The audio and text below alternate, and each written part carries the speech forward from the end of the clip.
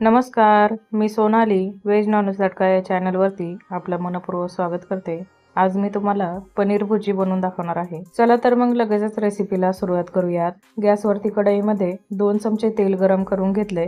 त्यामध्ये पाव चमचा जिरे, 2 ते 3 हिरव्या मिरच्या कट केलेल्या घालायच्या, सोबतच 2 बारीक कापलेले कांदे घालायचे।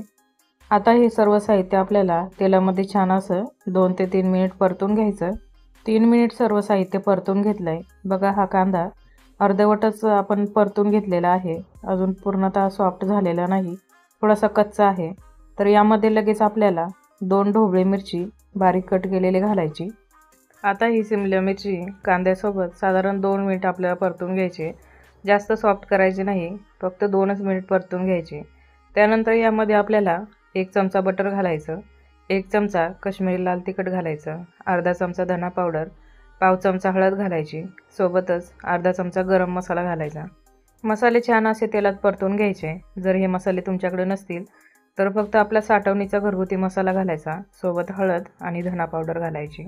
आता यामध्ये 1 छोटा चमचा अद्रक लसणाची पेस्ट, 1 मोठा आकाराचा टोमॅटो बारीक कट करून घालायचा। मिनिटभर सर्व साहित्य परतून घ्यायचं। त्यानंतर यामध्ये आपल्याला पाणी घालायचे, साधारण 1 ग्लासभर मी इथे पाणी घातलेलं आहे। एकदा चमच्याने हलवून घेऊयात आणि उकळी यायला लागली की यामध्ये किसलेलं पनीर घालायचं।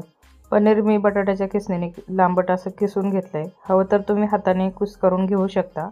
त्यासोबत चवीनुसार मीठ घालायचं, थोडीशी वरून बारीक कापलेली कोथिंबीर घालायची।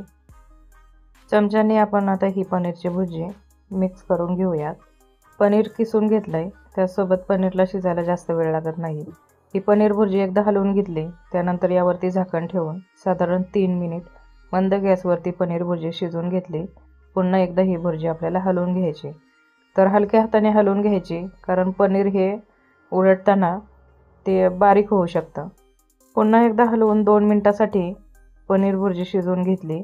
बघा, मस्त अशी आपली पनीर भुर्जी तयार झाली। यामधील पाणीसुद्धा आटलेलं आहे। अशाच नवनवीन व्हिडिओ पाहण्याकरता चॅनलला सबस्क्राईब नक्की करा। आता वरून बारीक कापलेली कोथिंबीर घालूया। गॅसची फ्लेम मी बंद केलेली आहे आणि ही कोथिंबीर पनीर भुर्जीमध्ये हलक्या हाताने मिक्स करून घेऊया। ही पनीर भुर्जी चपातीसोबत, भाकरीसोबत किंवा भातासोबत देखील खूप छान लागते। तुम्ही नक्की बनवून पहा, खूप सोपी रेसिपी आहे। लहान मुलांना टिफिनला सुद्धा देऊ शकता किंवा मोठ्यांना सुद्धा टिफिनला देऊ शकता।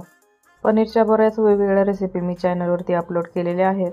तुम्हाला जर त्या पाहायच्या असतील तर वरती आय बटनवरती क्लिक करा, तुम्हाला रेसिपी पाहायला मिळेल।